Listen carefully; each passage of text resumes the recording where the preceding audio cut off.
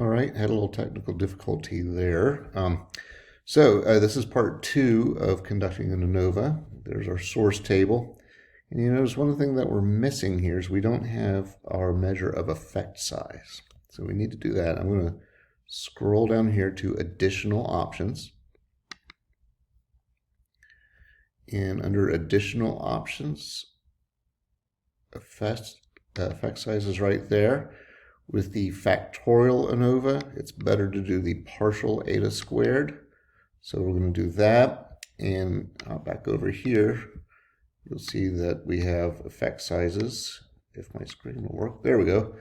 Effect sizes added right there. Okay, so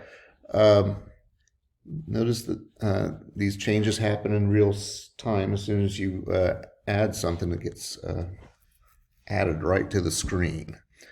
We'll need to do a descriptive plot here to show what our pattern is. And in the descriptive plots, you get to choose what goes on the horizontal axis and what goes on separate lines. And this is entirely up to you. To me, format is the main variable I'm interested in, so I'm putting that one on the horizontal axis. And I want to break that into colors. So if you look at what it says right now, this is the effect of format. When I add colors here, it's going to split that into 2 different lines so I can see what happens with the complex color situation and the simple color situation. And what you should see is that the effect of going from block to stroop is much greater for people in the complex color condition than it is for the people in the simple color condition. So that's our plot. It is nice to have error bars. So over here, what I'm going to do is just click display error bars.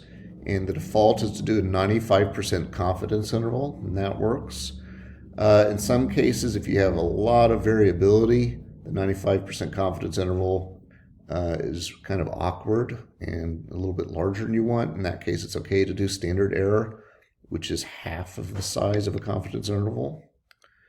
Remember, a confidence interval is 1.96 standard errors, so it's literally almost twice as much. I think in this case, the confidence interval looks fine. Now you can choose either one, but as you write about your results, you would want to make sure that you tell your readers if that is a confidence interval or a standard error. In fact, it's probably best to put that in the title of the plot. All right, so what I've just done in the second half of the analysis here is I've added my effect size. I've generated a plot with error bars. In some situations, you'll want to do post hoc tests. But in this case, I'm not really interested in post hoc tests because I see my main effect is significant. What that's telling me is that stroop takes longer than block.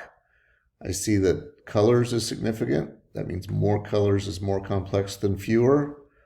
And then I see an interaction. And that just tells me that the dark line here, the multiple color condition, has a steeper slope, has a bigger effect going from block to stroop. So I don't really need to do post hoc tests. If I had